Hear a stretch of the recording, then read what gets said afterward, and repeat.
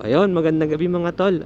Welcome back sa channel natin. So, didiscuss lang natin kung ano yung mga factors na nakakaapekto sa fuel efficiency ng mga motor natin. Mabilisang video lang mga tol. So, lahat ng mga sasabihin ko dito mga tol is based lang sa research natin tsaka sa experience na rin natin bilang nagmumotor na for at least 20 years, no? Itong mga factors na to mga tol is ano naman common knowledge naman to, lalong lalo na sa mga riders so unang factor mga tol is yung sarili natin, yung riding style natin. Yan.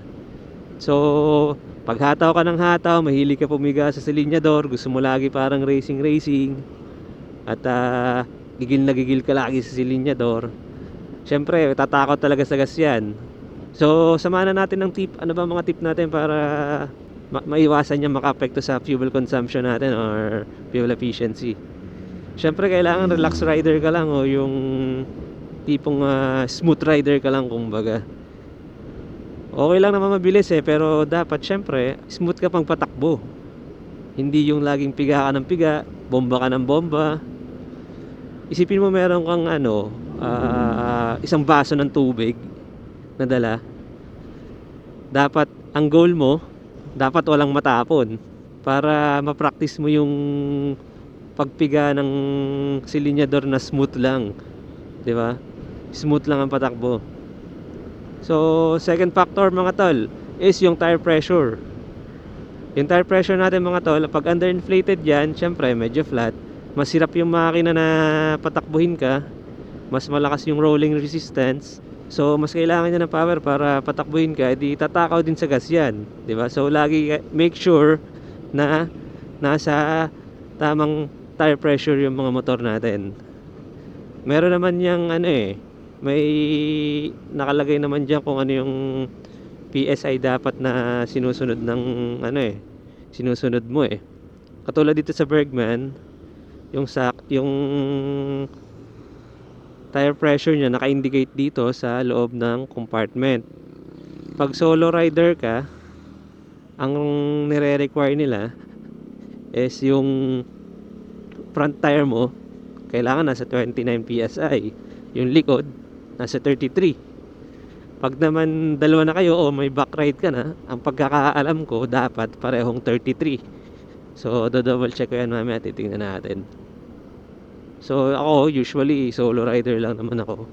So sinusunod ko yung tamang tire pressure na naka-indicate pag solo rider ka.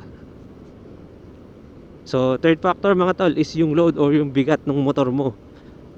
Yung bigat na dinadala niya. So pag mas mabigat, natural, ay lalakas din sa gas yan. Lalo na pag may angkas, pansinin nyo, pag may angkas ka or may box ka tapos punong-puno, malakas sa gas yan kasi mabigat mabigat yung motor So ganun talaga, wala tayong magagawa lalo na pag lagi kang may angkas. So kasunod na factor mga tol is yung condition ng motor natin. Well maintained ba yan? Well maintained ba yung mga motor natin mga tol? Lagi ba yung na-change oil regularly? Pag kasi hindi condition ng motor natin mga tol, nakaka-apekto rin talaga yan sa gas consumption or sa fuel efficiency niya. So make sure mga tol, gagamit din kayo ng mga genuine oil, 'di ba? Tsaka yung air filter, yan, pag madumi na yan, syempre may hirapan yung mga motor natin, tatakaw din sa gas yan. So make sure lang mga tol, laging kino-condition ng mga motor natin. Sundin natin yung mga nasa handbook or sa mga trusted mechanic nyo kung ano yung sabihin nila, di ba? Yung kasunod na factor mga tol is yung road condition or yung mga traffic. So mas pa-traffic, mas malalakas siya sa gas kasi syempre lagi ka nakatigil, stop and go ka. Kaya mapapansin mo iba yung fuel consumption mo pag city ride versus long ride. Kasi pag sa long ride, konting accelerate mo, ang layo na ng maaabot mo. Di tulad pag sa city riding ka, pag traffic, Konting piga mo, isang kanto pa lang nalalampasan mo.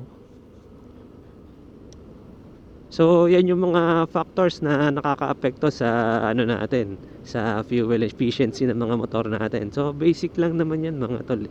Halos lahat ng rider alam naman na yan. So, itong video na to para lang talaga to sa mga ano sa mga newbie or beginner na nagtataka kung bakit matakaw sa gas yung motor nila. Dagdag knowledge lang ba? Anyway, kung meron kayong yung ibang mga experienced rider na nakakapanood at meron silang mga knowledge about sa fuel consumption, mas maganda kung i-comment nyo dyan yung ano nga ba yung mga factors pa na hindi ko nabanggit na nakaka-apekto rin sa fuel efficiency natin. So yun lang naman mga tol, at maraming salamat sa panonood nyo, at huwag nyo kakalimutan na mag-like ng video natin at syempre mag-subscribe. So maraming salamat sa panonood mga tol. Peace, ride safe.